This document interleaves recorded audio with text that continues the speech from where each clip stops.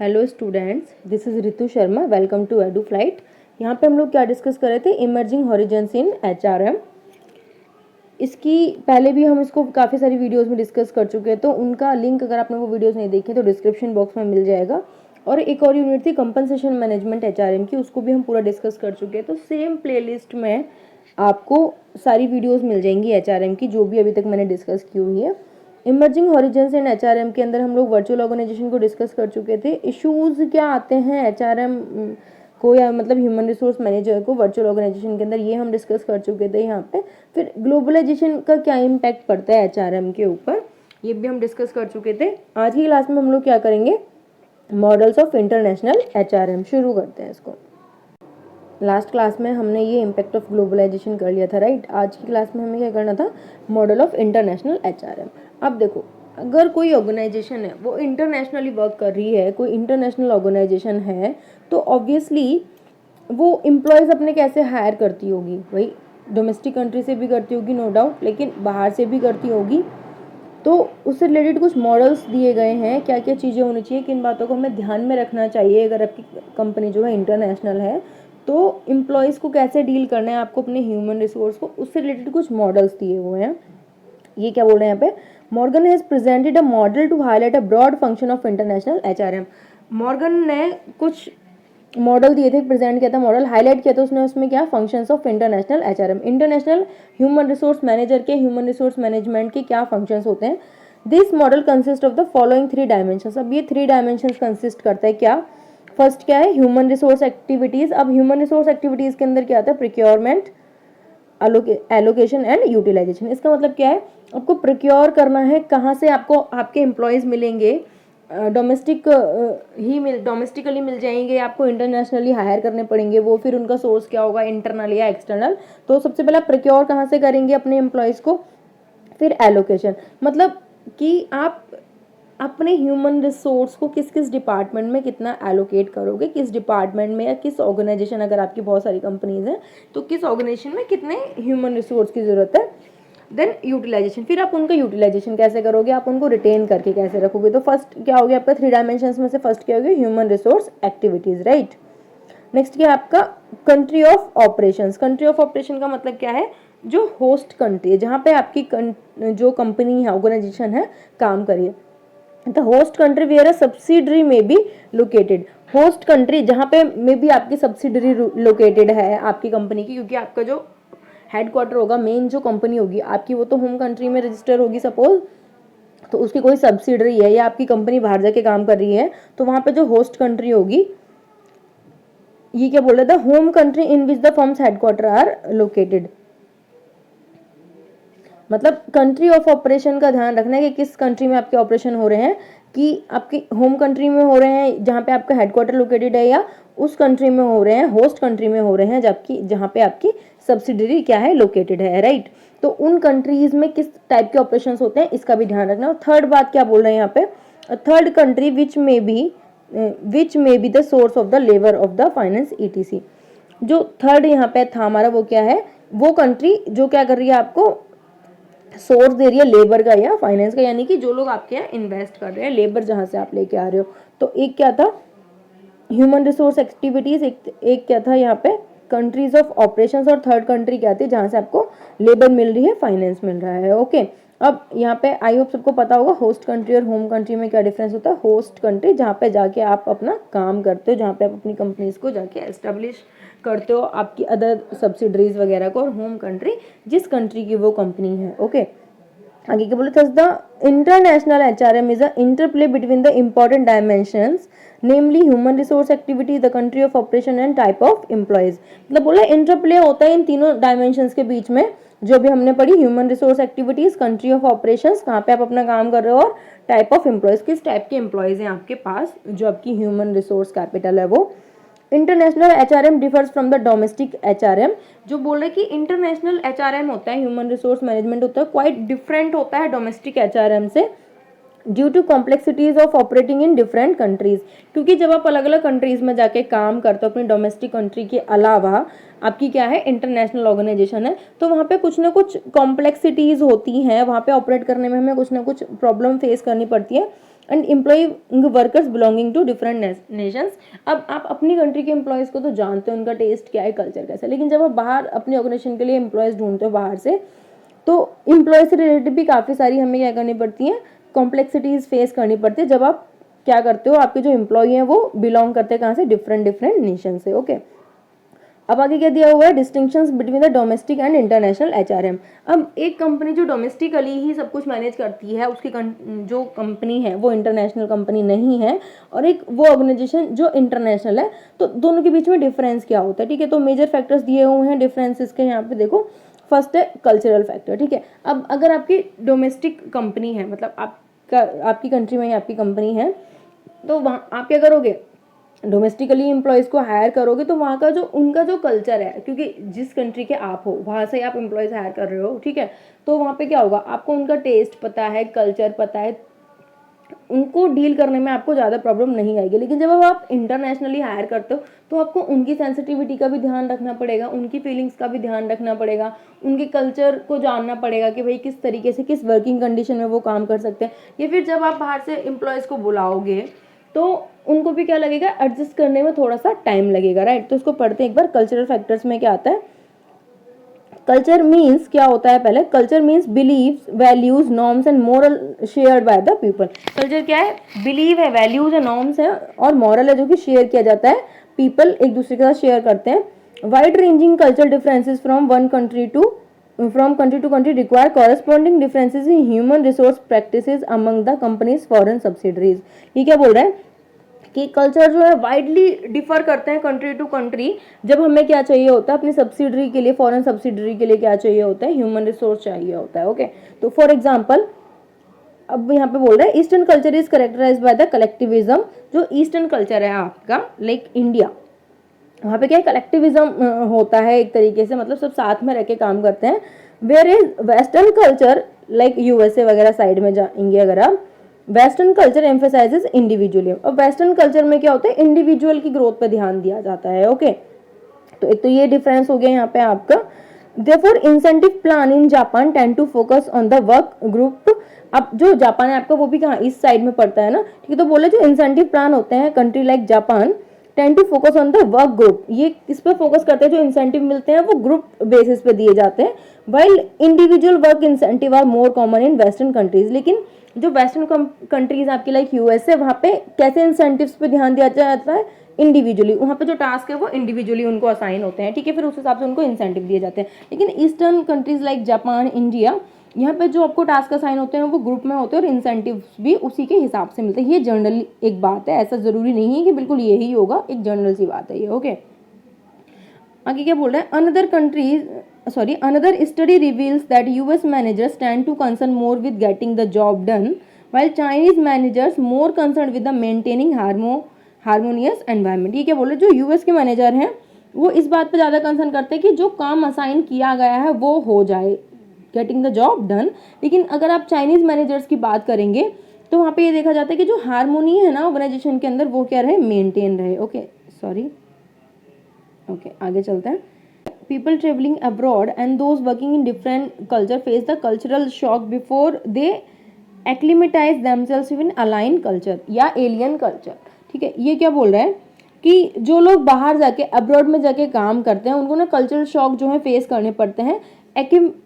Acclimatise का मतलब क्या है, जब तक वहाँ पे वो क्या करते हैं, अंडरस्टैंड नहीं कर सकते, वहाँ अंडरस्टैंड नहीं करने लगते वहाँ के कल्चर को, जो आपके अब्रॉड कंट्रीज में जब आप जाके काम करते हो, तो जब तक आप वहाँ के कल्चर को नहीं समझने लगोगे तब तक क्या रहेगा, आपके माइंड में एक स्ट्रेस सा रहेगा, आप ठीक से काम नहीं कर पाओगे। तो आपको फेस करना पड़ता है क्या है, कल्चरल शॉक को फेस करना पड़ता है। Okay, they have to make considerable adjustment in their terms of habits, values, food, clothes and language. उनको क्या क्या कंसिडर करना पड़ता है, किस चीज़ में एडजस्ट करना पड़ता है उनको, उनकी हैबिट्स में, वैल्यूज़ में, फूड में, क्लोथ्स में, लैंग्वेज में। क्योंकि जो आप यहाँ पहनते हो मे बी वो बाहर अलाउ ना हो, जो खाना आप यहाँ पे खाते हो वो अवेलेबल ना हो बाहर की कंट्रीज़ में, जो लैंग्वेज आप बोलते हो वो वहाँ पे ना बोली जाती हो, तो आपको उनके कल्चर के हिसाब से क्या करना पड़ेगा, खुद को एडजस्ट करना पड़ता है। Okay, for example Indians working abroad miss the family bondage and lifestyle and develop home sickness. ठीक है, अब देखो इंडिया में क्या होता है, मोस्टली फैमिलीज जो है साथ में रहती हैं, ठीक है।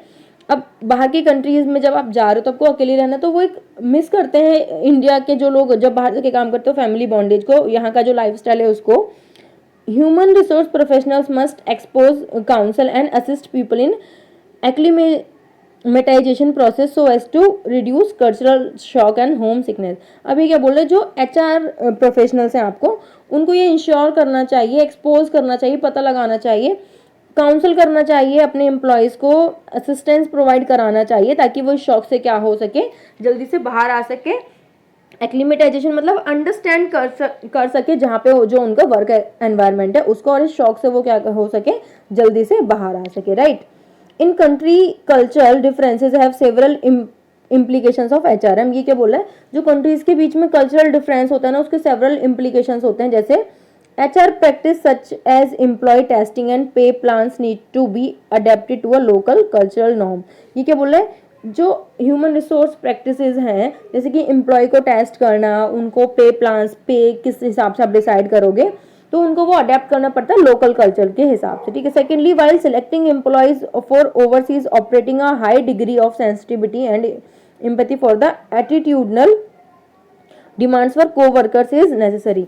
जब आप सिलेक्ट करते हो ओवरसीज से एम्प्लॉयज़ को, मतलब जब आप बाहर से हायर करते हो एम्प्लॉयज़ को, तो हाई डिग्री ऑफ सेंसिटिविटी रखनी पड़ती है, वहाँ पे एम्पैथी रखनी पड़ती है उनके लिए, एक क्या कहते हैं, और उनके साथ में उनके को-वर्कर्स भी जो होते हैं उनमें क्या करना पड़ता है आपको, एक नेसेसरी है वो कि जो लोग उनके साथ काम करेंगे, जो लोग बाहर से आए हैं फिर उनके साथ जो लोग काम करेंगे, कि एक एम्पैथी वाली फीलिंग हो, सेंसिटिव रहे आप लोग उनके लिए। तो ये चीज़ बहुत जरूरी है कि जो को-वर्कर्स है ना वो ठीक से क्या करें, आपके साथ काम करें, जो एम्प्लॉयज़ बाहर के से आए हैं उनके साथ, okay. Third, staff in a foreign subsidiary should be from host country citizens so that it can be sensitive to the needs and expectations in the workplace। अगर आपकी सब्सिडरी बाहर किसी कंपनी में है तो वहाँ का जो HR स्टाफ है वो कहाँ से होना चाहिए, होस्ट कंट्री से ही होना चाहिए। मतलब कि जिस कंट्री में आपने अपनी सब्सिडरी को एस्टेब्लिश किया है तो वहाँ का जो HR स्टाफ होगा उस सब्सिडरी का वो कहाँ से होना चाहिए, होस्ट कंट्री से ही होना चाहिए, मतलब जहाँ पे आपने एस्टैब्लिश किया है अपनी कंपनी को। उससे क्या होगा, so that it can be sensitive to the needs and expectations in work place, क्योंकि वहीं का जब HR स्टाफ होगा तभी तो वहाँ के एम्प्लॉयज़ को अच्छे से समझेगा। अगर आप इंडिया की कोई कंपनी है, US में जाके आप एस्टेब्लिश कर रहे हो उसको, और आपका जो HR स्टाफ है वो इंडिया का है, तो वो वहाँ के एम्प्लॉयज़ की डिमांड्स को अच्छे से नहीं समझ पाएगा, उतना सेंसिटिव नहीं हो पाएगा उनके लिए, ओके।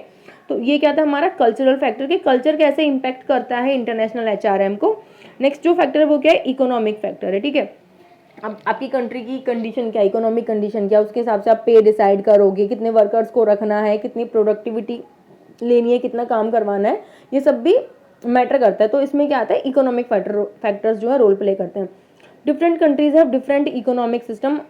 सारी कंट्रीज का अलग अलग इकोनॉमिक सिस्टम होता है। Differences in economic condition also requires inter country differences in HR practices. ये क्या बोले, जो इकोनॉमिक कंडीशंस में डिफरेंस होता है ना वो जो है क्या करता है, HR प्रैक्टिसेस को भी इम्पैक्ट करता है। For example, in a country having free enterprise system, मतलब कि उतना बाउंडेशंस नहीं है एम्प्लॉयज़ के ऊपर, the need of the efficiency require HR policies that value productivity, efficient worker and down sizing.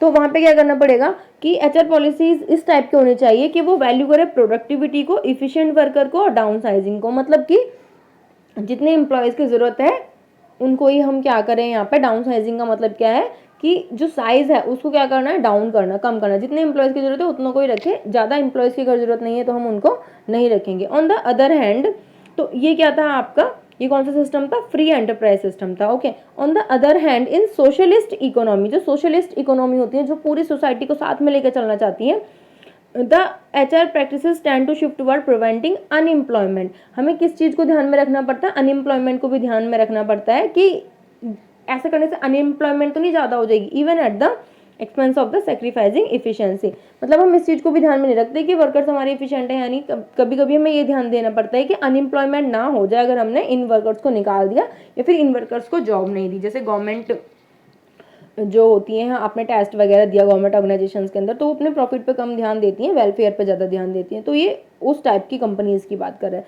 तो इकोनॉमिक फैक्टर पे भी डिपेंड करता है कि आपकी इकोनॉमिक पॉलिसीज किस टाइप की हैं। Okay, labour cost factors, labour cost factors क्या है, मतलब कि आपको लेबर की कॉस्ट कितनी बेयर करनी पड़ रही है।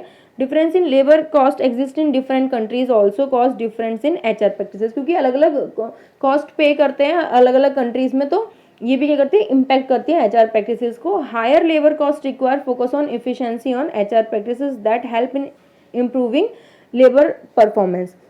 मतलब कि जो हायर लेबर कॉस्ट है, अगर आप ज़्यादा कॉस्ट दोगे अपनी लेबर को, तो ऑब्वियसली आप फोकस किस पे करोगे, एफिशिएंसी इस पे करोगे, और वो क्या हेल्प करेगा, वो हेल्प करेगा किसमें, इंप्रूविंग लेबर परफॉर्मेंस। जब आप ज़्यादा कॉस्ट पे करोगे तो ऑब्वियसली आप चाहोगे कि एफिशिएंसी ज़्यादा हो एम्प्लॉय की, और वो होगी भी।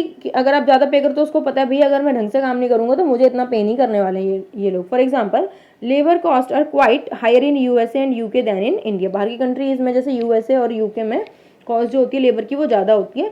Wide gaps in working hours also exist among the countries. Working gap भी होता है यहाँ पे। हम लोग जैसे 8 आवर्स का हमारा फिक्स होता है, वहाँ पे लोग बहुत काम करते हैं बाकी कंट्रीज में। These affect H R practices such as paid vacations, pay for performance and severance pay, etc. अब जितना आप कॉस्ट पे कर रहे हो ना, उस पर भी डिपेंड करता है प्रैक्टिसेस पे कि आप कितना पे करोगे वेकेशंस के लिए। पे फॉर परफॉर्मेंस मतलब अगर परफॉर्मेंस अच्छी तो उसके लिए एक्स्ट्रा क्या इंसेंटिव्स पे करोगे, एंड सेवरेंस पे, etc.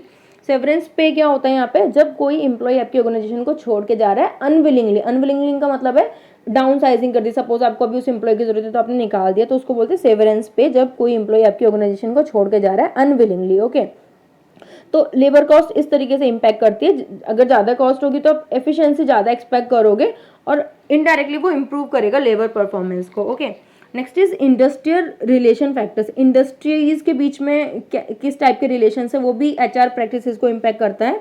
Relations between the worker and the union and the employer very significantly from country to country. जो रिलेशंस होते हैं ना वर्कर्स के, यूनियंस के और एम्प्लॉयर्स के बीच में, वो भी हर कंट्रीज के डिफरेंट होते हैं भाई। And have a tremendous impact on HR practice, और इनका भी काफ़ी बड़ा इम्पैक्ट होता है एचआर प्रैक्टिसेस पे। फॉर एग्जाम्पल, इन जर्मनी को डिटर्मिनेशन इज द रूल। को डिटर्मिनेशन का मतलब क्या है यहाँ पे, आपका एम्प्लॉयज़ का भी जो है रोल हो मैनेजमेंट के अंदर। मैनेजमेंट जो है उनकी भी एम्प्लॉयज़ की बातों पे भी ध्यान दे, अगर कुछ वो सजेस्ट करे तो इसको भी इंक्लूड करें, पॉलिसीज बनाते टाइम उनको भी कंसिडर करें। पढ़ते हैं इसको। Here the employees have the right, legal right to have their voice in setting the companies policies. तो जब कंपनी की पॉलिसीज बनाई जाती हैं तो जर्मनी के अंदर लीगल राइट होता है एम्प्लॉयज को कि वो अपना कुछ योगदान दे सके, वहाँ पे उनकी भी आवाज़ को सुना जाए वहाँ पे। ऑन द अदर हैंड, अब ये तो जर्मनी की बात थी, बाकी कंट्रीज में बोला in India state plays a major role in employer employee relationship. State का मतलब क्या है यहाँ पे, गवर्नमेंट से। ठीक है, गवर्नमेंट बहुत बड़ा रोल प्ले करती है एम्प्लॉयर एम्प्लॉयर के रिलेशंस में। Here HR policies on wages benefits etc are regulated by law. जो वेजेस सेट करना होता है कि आपको एक मिनिमम वेज इतना देना ही देना है, कुछ बेनिफिट्स होते हैं वो रेगुलेट किए जाते हैं किसके द्वारा, लॉ के द्वारा। कुछ, सब नहीं, कुछ।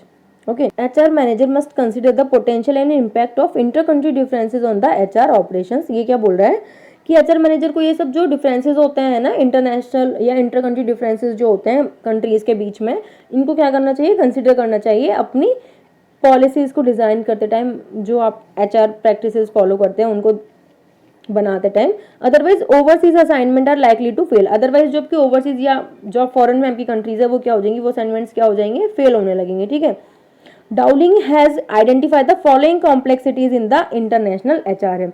अब कोई डाउलिंग थे, उन्होंने आइडेंटिफाई किए कि क्या क्या कॉम्प्लेक्सिटीज होती है इंटरनेशनल एचआरएम में। इनको देखते हैं, ये 3 दे रखे हैं यहाँ पे।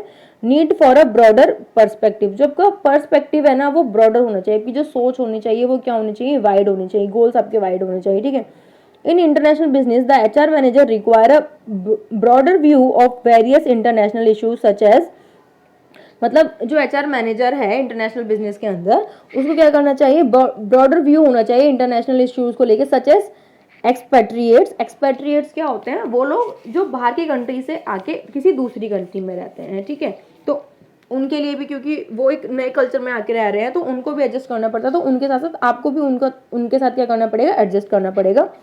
उनको बेनिफिट्स क्या प्रोवाइड करा सकते हैं, cross cultural work dynamics in managing people. और ये जो क्रॉस कल्चरल होते हैं, एक कंट्री से दूसरी कंट्रीज में जो कल्चरल डिफर करते हैं, इनको आपको क्या करना पड़ेगा, मैनेज करना पड़ेगा लोगों को इनके हिसाब से, right. Next is more HR activities. ये क्या बोलता है कि HR department in an international firm has to undertake additional activities such as international reallocation and orientation. इसका क्या मतलब है कि जो एक डोमेस्टिक HR डिपार्टमेंट की जो एक्टिविटीज होती है ना, उससे कुछ ज़्यादा एक्टिविटीज होती है इंटरनेशनल HRM के अंदर, जैसे कि रीएलोकेशन, कहाँ पे किस एम्प्लॉय को रखना है, किस डिपार्टमेंट में रखना है, अलग अलग कंट्री से आप एम्प्लॉयज़ को बुला रहे हो, ओरिएंटेशन, उनको इंट्रोड्यूस कराना है कंपनी के साथ। फिर administrative services for the expatriates, administrative service provide करना जो लोग बाहर से आके रह रहे हैं किसी दूसरी कंट्री में। इंटरनेशनल टैक्सेशन को ध्यान में रखना पड़ेगा आपको, लैंग्वेज ट्रांसलेशन सर्विस को ध्यान में रखना पड़ेगा, क्योंकि सबको तो आपकी वाली लैंग्वेज नहीं आती है ना, या फिर जहाँ से आपने एम्प्लॉयज़ बुलाए हर कंट्री सबको आपकी लैंग्वेज नहीं आती है। एंड होस्ट गवर्नमेंट रेगुलेशन, और जिस कंट्री में जाके आप अपनी ऑर्गेनाइजेशन को एस्टेब्लिश कर रहे हो, काम करवा रहे हो आप वहाँ पे, तो वहाँ की जो गवर्नमेंट होगी उसकी रेगुलेशंस को भी आपको ध्यान में रखना पड़ेगा। ओके, तो काफ़ी सारी जो एक्टिविटीज़ है वो बढ़ जाती हैं इंटरनेशनल HRM के अंदर। International reallocation and orientation activities include pre departure training, मतलब यहाँ बोल रहा है international reallocation and orientation activities के अंदर क्या क्या इंक्लूड होता है, प्री डिपार्चर ट्रेनिंग, जब आप आ रहे हो किसी एम्प्लॉय को बुला रहे हो अपने ऑर्गेनाइजेशन के अंदर, उसी से पहले आप क्या करो, ओरिएंटेशन उसको एक प्रोवाइड कराओ आपकी कंट्री के, आपकी ऑर्गेनाइजेशन के कल्चर के रिलेटेड, ठीक है, आप इंट्रोड्यूस कराओ उसको अपनी ऑर्गेनाइजेशन से। Immigration and travel details, housing, shopping, schooling and housing information, और उसमें आप क्या क्या प्रोवाइड करा सकते हो, इमिग्रेशन एंड ट्रेवल की डिटेल्स जो है आप उसको प्रोवाइड करा सकते हो, हाउसिंग कहाँ पे होगी, शॉपिंग कहाँ से वो कर सकता है, अपने बच्चों को स्कूल में कहाँ डाल सकता है, हाउसिंग इन्फॉर्मेशन, ये सब आप उसको पहले से क्या कराओगे, प्रोवाइड कराओगे। ये नहीं कि पहले वो आपके यहाँ आएगा फिर आप उसको सब बताओगे, बेचारा परेशान हो जाए एक तरीके से, ठीक है। तो ये काफ़ी सारी डिटेल्स आपको उसको पहले से प्री डिपार्चर पता लगाना चाहिए, जब आपके यहाँ वो डिपार्चर कर जाए उससे पहले भी काफ़ी सारी इन्फॉर्मेशन आपको क्या करनी चाहिए, उसको बतानी चाहिए, जो एम्प्लॉय आपके यहाँ बाहर से आ रहा है। International taxation involves working out tax equalization policies to reduce the tax burden और expatriates। जो इंटरनेशनल टैक्सेशन में भी आपको ध्यान रखना पड़ता है, जो एम्प्लॉय बाहर से आके आपके यहाँ काम कर रहा है उस पर टैक्स का बर्डन भी क्या पड़े, कम पड़े। Okay, last is greater involvement in personal lives of employees.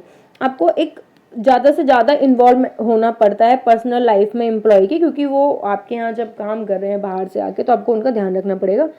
HR professionals have to make employees understand their housing, healthcare and other personal problems so that they feel comfortable at the new place। आपको इन सब चीज़ों को ध्यान इसलिए रखना पड़ेगा, health का, उनकी पर्सनल प्रॉब्लम का, या जो उनकी हाउसिंग प्रॉब्लम उसका, ताकि वो कंफर्टेबल फील कर सके न्यू प्लेस पे। भाई दूसरी कंट्री के से आके आपके यहाँ कोई काम कर रहा है तो आपको उसको कंफर्टेबल तो फील कराना पड़ेगा, अदरवाइज बाहर से भी बुलाने के बाद वो एम्प्लॉय आपके यहाँ अच्छे तरीके से काम ही नहीं करेगा तो फायदा क्या है, फिर आप इंटरनली भी हेल्प कर सकते थे उसको। Many multinational corporations maintain their own international HR services section to undertake such activities। और काफ़ी सारी मल्टीनेशनल जो कॉर्पोरेशंस होती हैं वो मेंटेन करती है अपना खुद का इंटरनेशनल HR सर्विस सेक्शन बनाती हैं एक अलग से अपने ऑर्गेनाइजेशन के अंदर, टू अंडरटेक सच एक्टिविटीज़, इन एक्टिविटीज़ को ध्यान में रखने के लिए, जो कि बाहर से आए हुए एम्प्लॉयज़ पे ही ज़्यादातर क्या करेंगे, फोकस करेंगे, उनकी प्रॉब्लम्स को ही डील करेंगे। ओके, तो आज के लिए इतना ही करते हैं भाई। नेक्स्ट क्लास में हम लोग करेंगे इंटरनेशनल रिक्रूटमेंट। अगर वीडियो अच्छी लगी तो वीडियो को लाइक करना, अगर कोई चीज़ ऐसी रही जिसमें कन्फ्यूजन है या समझ नहीं आया तो मुझे कमेंट करके बताना, अदरवाइज वीडियो को पॉज करके एक बार खुद पढ़ने की कोशिश करना, कुछ नहीं है, ईजी लैंग्वेज आपको अच्छे से समझ में आ जाएगा। तो नेक्स्ट क्लास में हम लोग करेंगे इंटरनेशनल रिक्रूटमेंट। मिलते हैं नेक्स्ट वीडियो में, थैंक यू।